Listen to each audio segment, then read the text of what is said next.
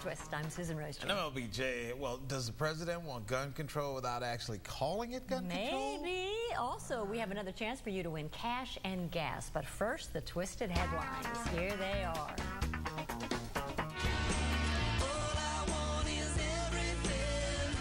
Could the Times-Picayune become part of the Tom Benson empire? Not content with owning just about everything in the city, Benson sent a letter to the company that runs the paper saying he wants it. The letter is polite, thanking Steve Newhouse for hosting the Bensons for dinner. Then it gets down to business. Benson says New Orleans deserves a 7-day-a-week paper, and then he plays cheerleader for the city, writing, "We are on the cusp of greatness in our city, and we need the Times-Picayune to deliver that message." In a handwritten P.S., Benson adds that he saved the Saints from leaving in 1985 and would hate to see the paper go.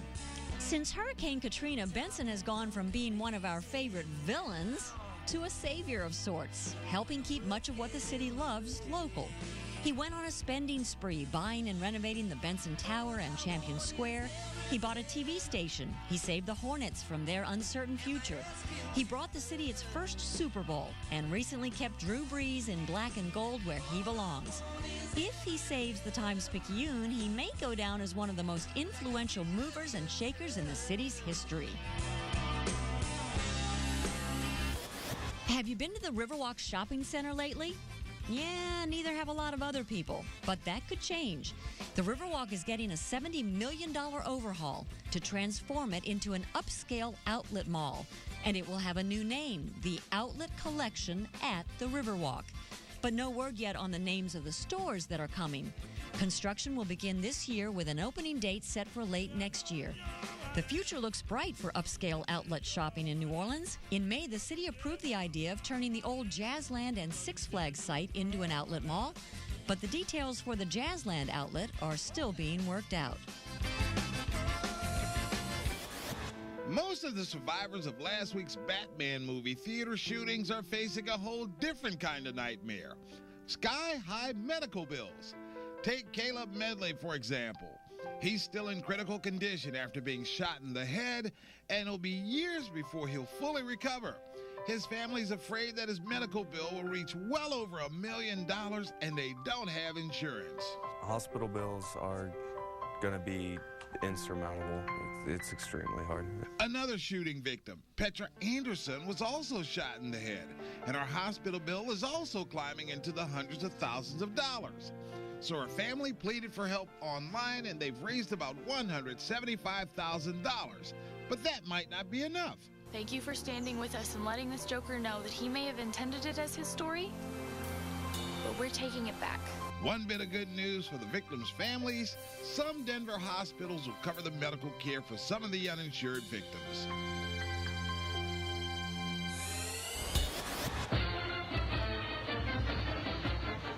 When you think of athletic achievement at LSU, it's usually football and baseball that come to mind.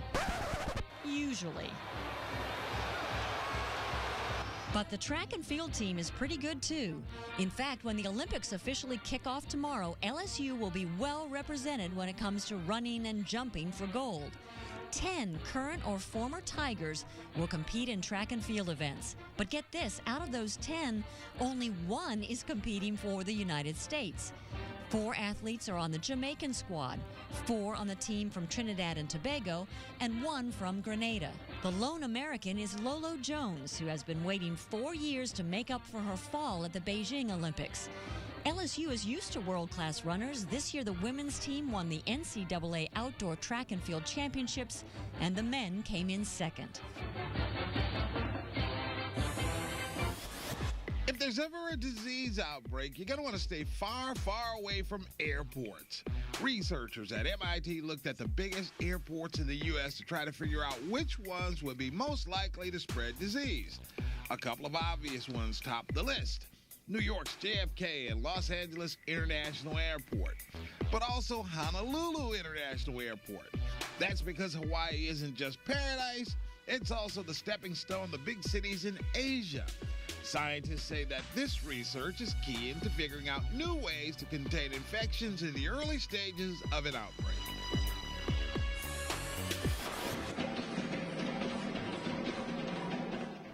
dancers from Woodmere Elementary are headed to the City of Angels. They'll be rubbing elbows with, well, we'll let them tell you. We perform for Adam Shankman, director of the film Hairspray and Rock of Ages. And he invited us to perform at his annual gala. They're talking about the Dizzy Feet Foundation Gala, a scholarship fundraiser in Los Angeles. Actress Katie Holmes will be there, not to mention performers from Juilliard and the American Ballet Theater. This dance troupe is motivated and downright dedicated. They've been training hard in their summer boot camp, and they've pulled their own resources together to raise the money for the trip. You go, girls. And those are your News with a Twist headlines. All right, so you think we'll see the Toms picking you at your doorstep? Well, you know, maybe so. Here's the thing, though. I really believe the newspaper folks when they say they don't intend to sell. Yeah. But today, Senator David Vitter came out with a not very nice letter, scathing letter, basically trashing NOLA.com, saying their digital platform was worse than before. And about to get it handed to them? Yeah, said the businesses are going to smoke them because they're just not going to advertise there. One of many other websites, and that's what I've been saying all along. You know, they stood a chance of turning off the advertising community. And, you know, Mr. Benson with the last-ditch effort, and if anybody can afford that paper, it's him, you know. And they are not hearing it. And what about the Riverwalk into the outlet mall? Oh, well, you know, you are the only person I know who's ever actually shopped there. I love going to the Riverwalk. Well, I still can't see it. If we do have the outlet mall in New Orleans East, that's where I'm going. Yeah. I'm not going to try to go in that crazy parking and that long, dark hallway. Oh. You park by the Hilton. Where by the Hilton? Then you have to pay for parking. Yeah, you pay for parking. No. It's a couple bucks. But there's never anybody in there, so it's always good shopping. But you. But it's the only place that has Clark's shoes. And I love Clark's because they're a very comfortable shoe, and you can find them in casuals, sandals, and all that other stuff. So if they have an outlet out at the other outlet mall in Jazzland, that's where you'll be. I'll be at that one as well, for sure. Well, President Obama almost said it last night in New Orleans, but he could not bring himself to say the words gun control. No, he didn't. And since last week's movie theater massacre in Colorado, the president has stayed out of the gun control debate. And he's remained mostly silent on the issue of gun rights. But during his address to the civil rights group last night, the Urban League, he made some strong comments against gun violence.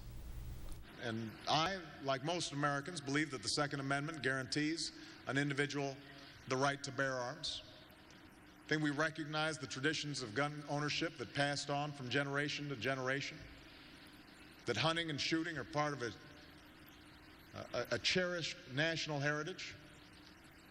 But I also believe that a lot of gun owners would agree that AK-47s belong in the hands of soldiers, not in the hands of criminals.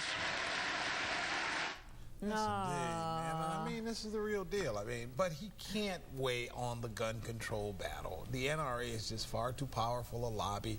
It's a self-preservation thing. The guy's trying to get reelected. You know, we keep saying that, and then I keep reading that even members of the NRA are saying, look, we do need to get some kind of gun control, those forbidden words that the leadership is not saying. And I don't believe President Obama there for a second when he says, I believe the Second Amendment applies to individual gun ownership. No, he does not believe that. The reality is, Susie, it's a common sense issue. When people are buying things to be able to blow up half the side of a mountain and all of that, you can't hunt with that. You're not going to shoot a deer with that. You're not going to shoot a rabbit with that. There's nothing left of the rabbit when you shoot him with something like that. I know. So the reality is something has to be done. But again, it's an election year. He can't afford to get into that debate. We'll see what happens after the election. Let's hope. If he's reelected. Mitt Romney, of course, has said no. Gun laws are, and the president did say gun laws that we have now existing are sufficient. Are adequate, right. Okay, well, the economy is impacting a lot more than just people's wallets now. Some people are postponing having babies, and that has dropped the country's birth rate to its lowest point in 25 years. And doctors say people see a bit in a wait-and-see pattern, that most have a sense of hesitancy and a lot of uncertainty. Many young people are unemployed, carrying big student loan debt, and often forced to move back in with their parents. Factors that make them think twice about starting a family, and it's one of those things where, you know, and you don't have the social pressures anymore, Susie. There was a time when we pressured our kids to, you know, when are you guys going to have a baby, and when are you going to this, when are you going to that? And people are okay with saying, hang on a second, we want to try to at least get to a point where we can buy a home, we can do this, we can get some of our debt down.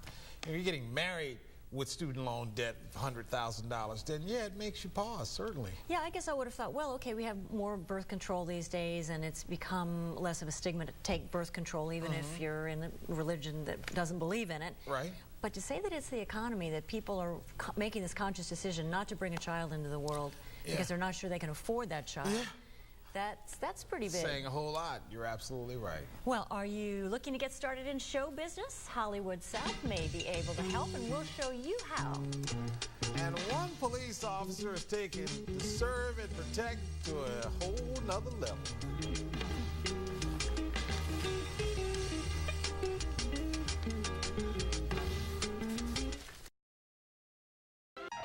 You are watching News with a Twist on WGNO.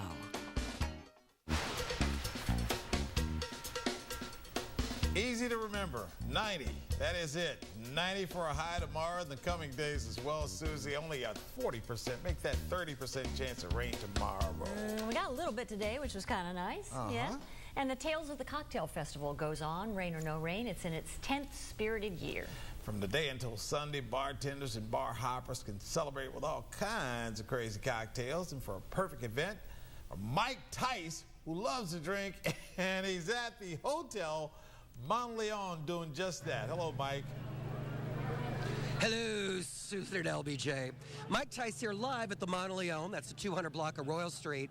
You know, the French Quarter is known for queens, obviously, but I happen to have a very special queen here. This is the queen of the cocktails, Miss Ann Tuderman. Congratulations on your 10th anniversary.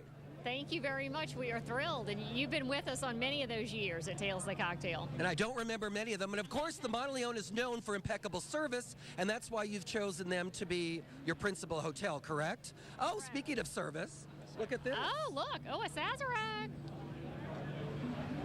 And of course, my Chardonnay. Now, Ann, what are you wearing around your neck? I was inducted into the Anisette Society today, which is very special. They formed in 1263 in Paris. They launched their first U.S. chapter today at Tales of the Cocktail. So myself, my husband, and about 10 other people were inducted. So this is our official, designation for that society. Well, now, this 10 years, why did you come up with this idea? Boy, don't you love the garbage truck? Hello. How did you come up with the idea for Tales of the Cocktail a decade ago? Well, there really wasn't anything that told the story of our dining and drinking culture and all the famous cocktails invented here, all the famous spirits invented here. So that was really the mindset behind it in the beginning, was to, really showcase New Orleans as far as that. Now, are tickets still available, like, for things Friday and Saturday? Yes, they are. And we have some phenomenal events coming up the rest of the weekend. We have one on Sunday called Street Food and Go Cups. So people should visit talesofcocktail.com, and all the ticket information is available there.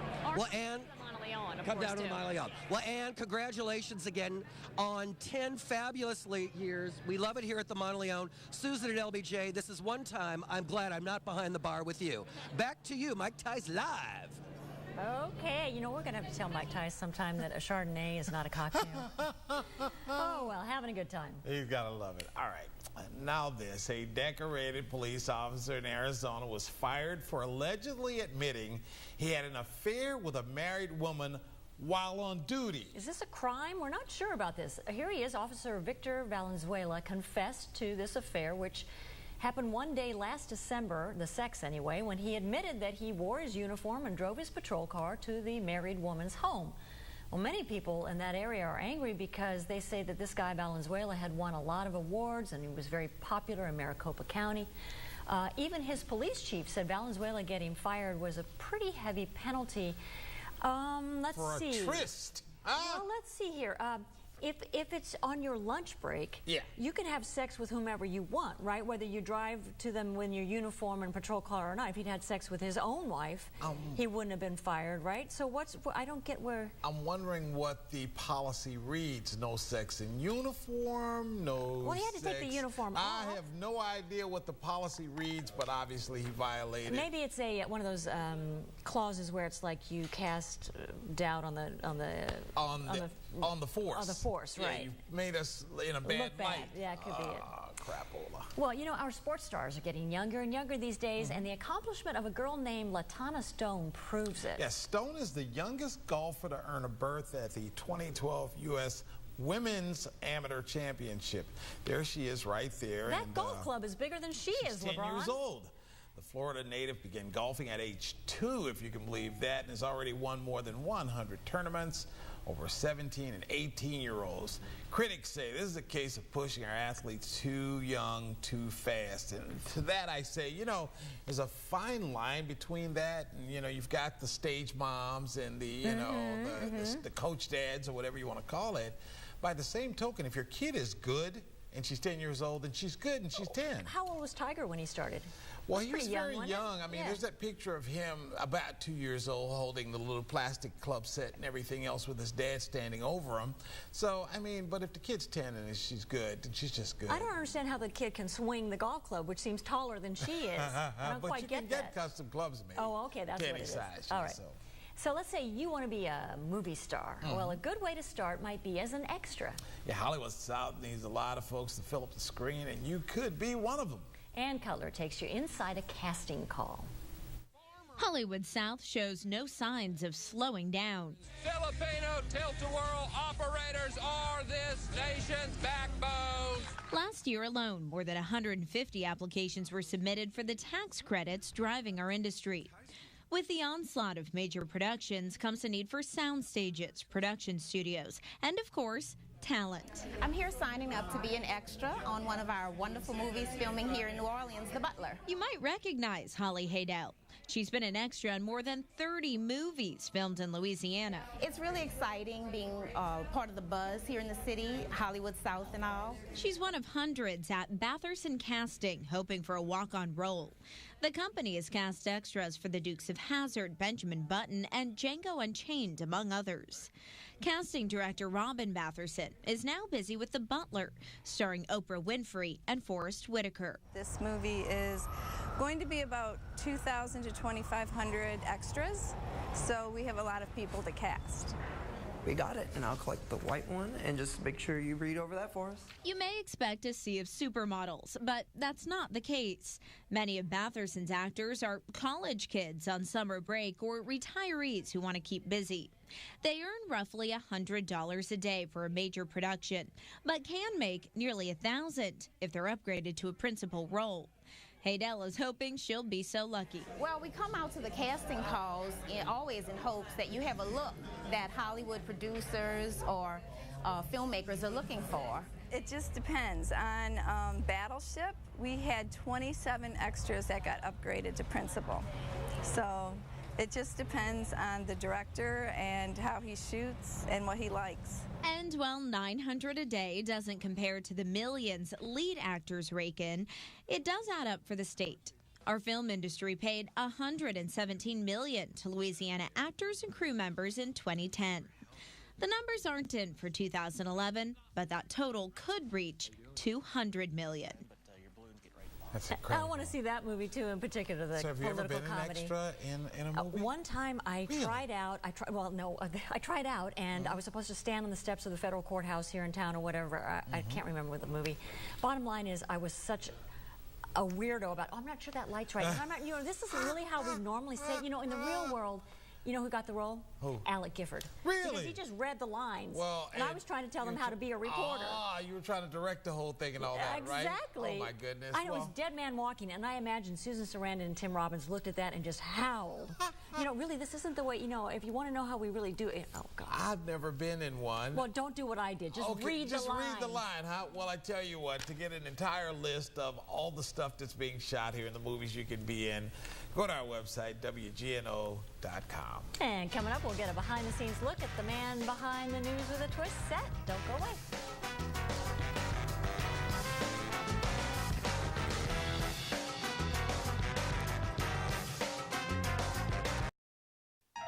You are watching News with a Twist on WGNO.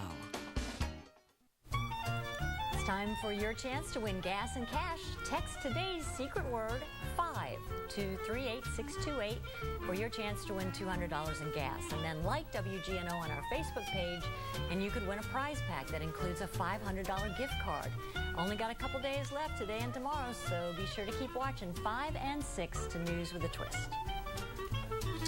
Well, people always ask us about the artist who painted our elaborate News with a Twist set here. Yeah, artist Simone. So we decided to take you to Simone's Uptown Workshop at the Corner Magazine in Jackson, where Tyler Wing is winging it with the artist Simone. I need to eat. WGNO choosing Simone's signature style of artistic messaging to promote News with a Twist warms his heart. This make me proud. You know, when I see this car running on in New Orleans. That's my car. Yeah, but it looks like it's me who painted it.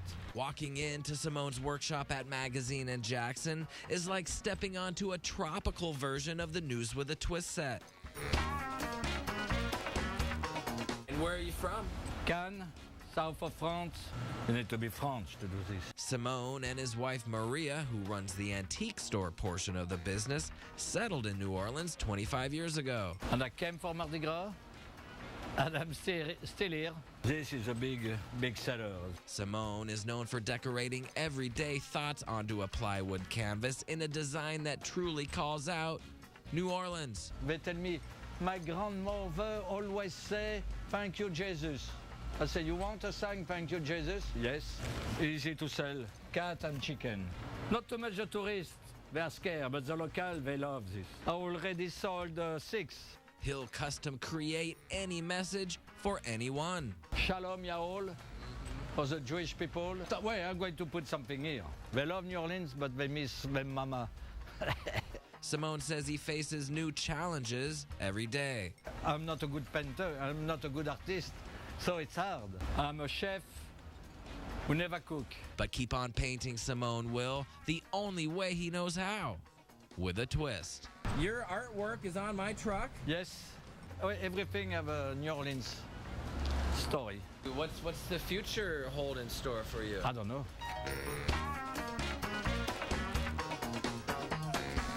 We see good things in his future. Certainly. Yeah. And thanks for watching News with a Twist. We're back at 6.